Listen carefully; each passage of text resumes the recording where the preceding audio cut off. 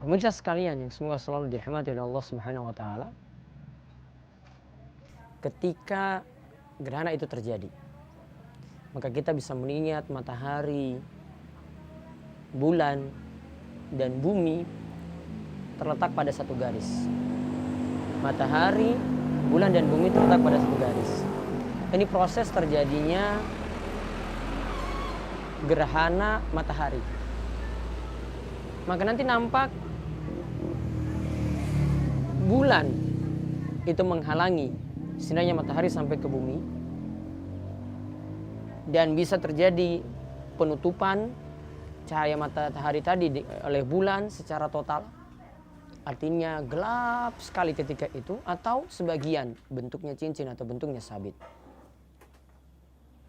Seharusnya kita bisa mengambil pelajaran dari peristiwa yang besar ini.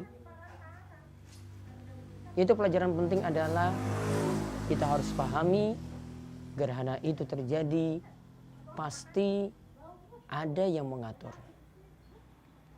Gerhana itu terjadi pasti ada yang mengatur. Siapa yang mengatur? Yaitu Allah Rabbul Alamin, yang biasa kita puji di dalam sholat kita ketika membaca surat Al-Fatihah. Alhamdulillahi Rabbil Alamin. Segala puji bagi Allah, Rabb Al-Alamin, Rabb semesta alam. Pemirsa sekalian, makna Rabb yaitu sebagaimana disebutkan oleh Ibnu Katsir dalam kitab tafsirnya, yang dimaksud adalah Al-Malik Al-Mutasarrif, yaitu yang maha merajai, yang mengatur alam semesta ini. Maka manusia diatur, hewan diatur, tanaman diatur, langit diatur, bumi, matahari, dan bulan juga diatur oleh Rabbul Alamin. Maka Allah yang merajainya dan Allah yang mengaturnya. Sedangkan alamin di sini, para ulama pakar tafsir berbeda pendapat. Ada yang menyatakan maksudnya adalah jin dan manusia. Dan ada yang maknanya secara umum, dan inilah yang paling bagus ketika kita maknakan, yaitu maknanya adalah alamin, yaitu segala makhluk di luar Allah Subhanahu wa taala. Maka Allah itu Rabb kita, makhluk yang Allah ciptakan, semuanya ini kita sebut dengan alam. Kita sebut dengan alamin. Alamin punya kata tunggal yaitu alam.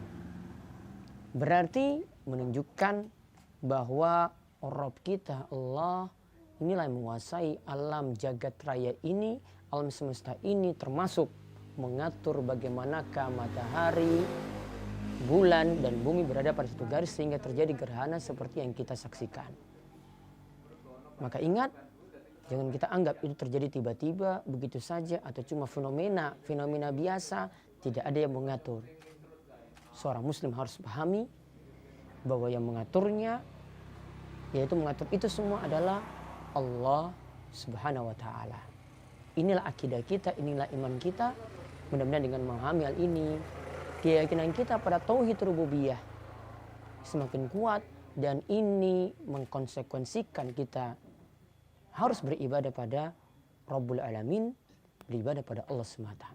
Semoga Allah beri taufik untuk beribadah kepadanya dengan benar, dengan meyakini juga tauhid rububiyah dengan benar.